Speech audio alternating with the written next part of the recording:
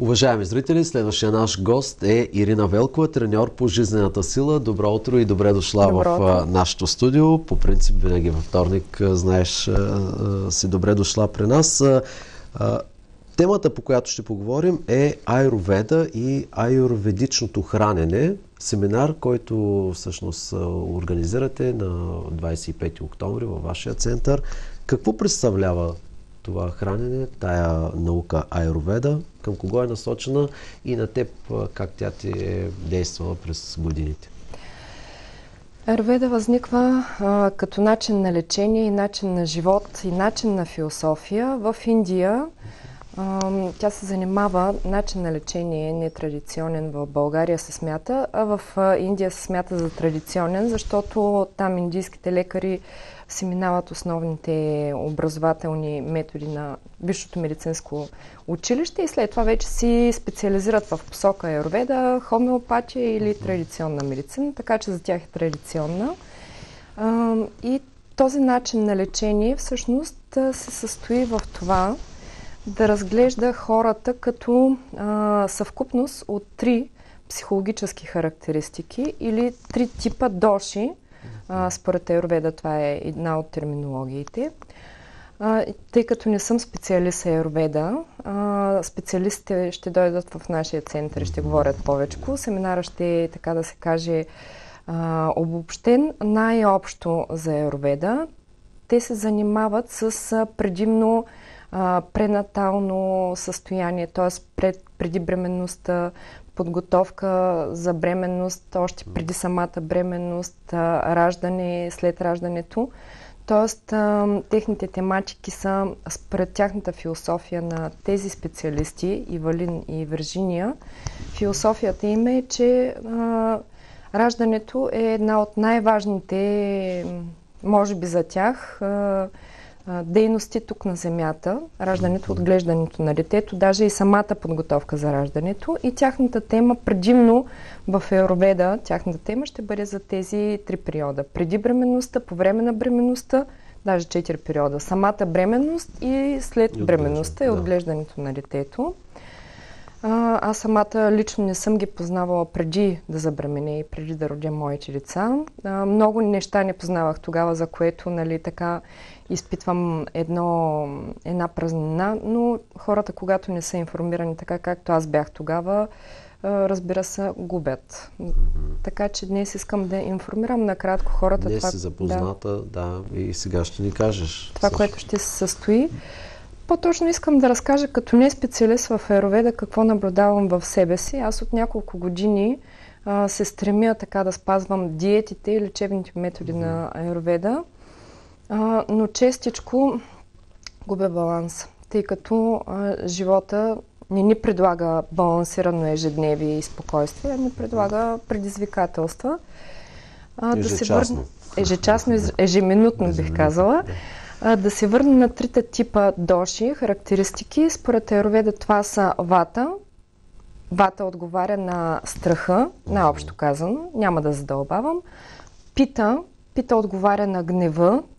И капха отговаря на тъгата или бавното, спокойното. Дош, това е характер, така ли? Тип характеристика психологическа на всеки един човек. Според аюрведа ние можем да поддържаме тези 3 типа доши в баланс и предимно в положителни състояния, защото аз заредих негативните състояния на тези 3 типа доши, когато ние излезем извън баланс. Да, се получава страх, гнева и тъгата. Да, когато излезем извън вата, баланс на вата, страх, когато извън баланс на пита, гняв, когато извън баланс на капха, тъга. Но те си имат и положителните психологически черти, които не могат да ни държат в положително психологическо състояние, мисли, чувства. Но, както казахме, честичко излизаме извън баланс. И това, което аз виждам при себе си, е, че излизам честичко извън баланс на пита. Защото аз имам голямо предизвикателство да се справя с отглеждането ми на 3 ми деца, особено след развода. да успея, да поддържам център, да работя, да поддържам домакинство и, разбира се, децата ми да бъдат удовлетворени емоционално и психологически, защото аз всяка вечер след работа или през деня имам разговори поне с едно от децата ми поради някаква причина, нещо, което е възникнало, и то не е разговор за 15 минути как ми на училище и какво хапна. Говорим задълбочено как се чувства това, което и предните пъти сме говорили, Миро, как се чувства детето, какви са проблемите, и това отнема много време и аз трябва да успея да се справя с всичко на ниво и много честичко излизам извън баланса на пита, което пита или гневът, негативните страни на пита, или забързаното ежедневие, когато се случи да излезем извън баланс на пита, започват да заболяват различни органи на физическо ниво. Разбира се, успявам на време да хвана симптомите, така че да успокоя нещата и да започна отново да се върна към доброто хранене, това, което ми е поставено като меню. Може да посочим кои органи заболяват в точно тази психологическа характеристика пита, когато тя е разбалансирана, или как да кажа, дебалансирана? Когато пита е разбалансирана, заболяват черен дроб и жлъчка, защото там е локализиран негативното чувство, гняв. И също така може това да обхване и 12-пръстника, защото жлъчката отделя там жлъчните сокове в 12-пръстника. Може включително да се случи възпаление. При дисбаланс на пита получаваме често обриви по тялото, защото самото раздразнено състояние, забързано, раздразнено, гневно състояние дава такова възпаление на кожата. И може различни възпаления на самите органи, вече в зависимост от това кой към какво е предразположен. Добре, и тук аюрведичното хранене по какъв начин помага? Към какво се насочва тази характеристика пита, която се характеризира с този гняв, да си балансирам пита? Трябва да спра киселото, лютивото като храна и всякакви силни подправки и трябва да премина към лека храна, която трябва да я консумирам, когато съм спокойна. Не в движение да грабна нещо, да лапна и да дъвча, докато карам колата, както обикновено ми се случва. Се случва на много хора и майки и жени като теб, които работят, имат деца и в това забързано ежедневие. Тоест по-добре да хапна 2 хапки в спокойствие, в благодарност, че съм жива и здрава и в удоволствие, че усещам храната, че мога да се храня, че се чувствам добре. А какво да включва тази лека храна? Например, при теб какво? Лекичка храна, казваш. Подправките ги махаме, люто, кисело? Да няма пържена храна, да няма тежка храна от типа на мазна храна. Храната да е предимно неполиран рис, пълнозърнести брашна, пълнозърнести кълнове. Може и жива храна. Лекичка, може риба, която да е бяла, да е лека, да не е мазна. Колко време всъщност е нужно да се върне този баланс? Може ли така с храна и с, как да кажа? Ако организма е затлачен и дълго време за човек ден-два не се може е ли грижил, да стане това или не? Не може да стане за ден-два. Не може да стане за ден-два. Обикновено хората се отказват от здравословния начин. Какъвто и да е той, включително и аюрведа, защото трябва да спазват определени изисквания. А както казахме, съвремието изисква от нас да бързаме, да се справяме с всичко, но в крайна сметка приоритета е здравето, защото като го загубим, всичко друго не можем да си го свършим качествено. В това забързано ежедневие много ще бъде трудно, предполагам, да се спази точно тези закони за аюрведично лечение. Когато се появи болката, хората се стресват и обикновено тичат при джипито или при някой специалист от традиционната медицина, пиват си някакви синтетични лекарства.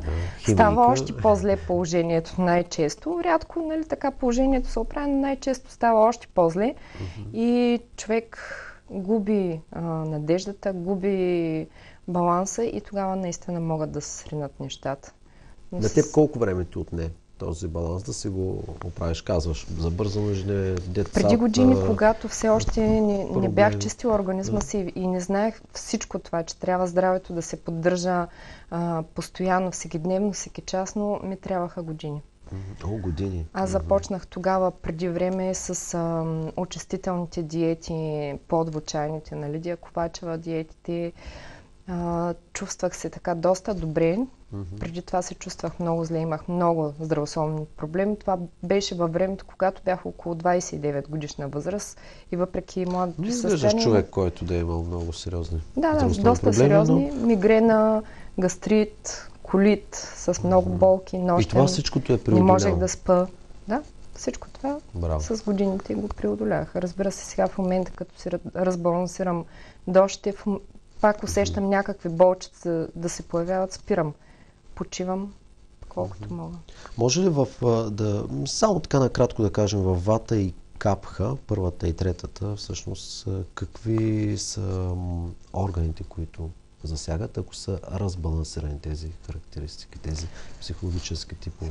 Ако там при тях има разбалансиране. Накратко, характеристиката на вата е въздух, произлиза от въздух, от типа, има 4 типа елементи, принципно, според... Значи тук вече се припокриват китайска медицина, индийска медицина и така нататък, но вата конкретно отговаря на въздуха, пита отговаря на огъня, капха отговаря на земя. Да.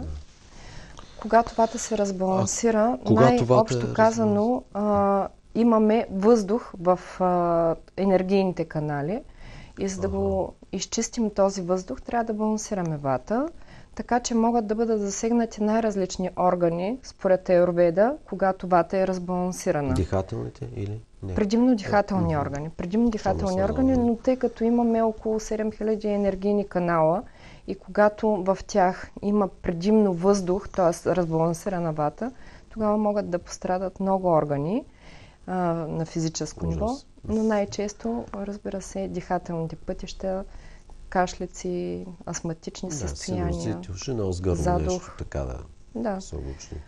Капха, когато е разбалансирана, също могат да пострадат много органи. При капха нещата са хронични, бавни, трудно се изчистват. Капха предразполага хората да изпадат в депресии, да потъват и всичко да е много протрахирано, бавно, хронично. Но нека да оставим от тук нататък специалистите. В семинара ще го коментират твоите гости, да коментират, да определят на всички, които дойдат типовете доши, къде имат дисбаланс, какво могат да направят. И разбира се, започваме в 10 часа, в 12 часа ще имаме един хубав аюрведичен обяд за всички, които желаят да обядват с аюрведична храна и да усетят, че това е аюрведа. Да. Добре. Успех на семинара пожелавам. Благодаря за отделеното време и успехи лично на теб. Благодаря, Миро. Благодаря. Уважаеми зрители, само след една песен ще продължим с преглед на печата.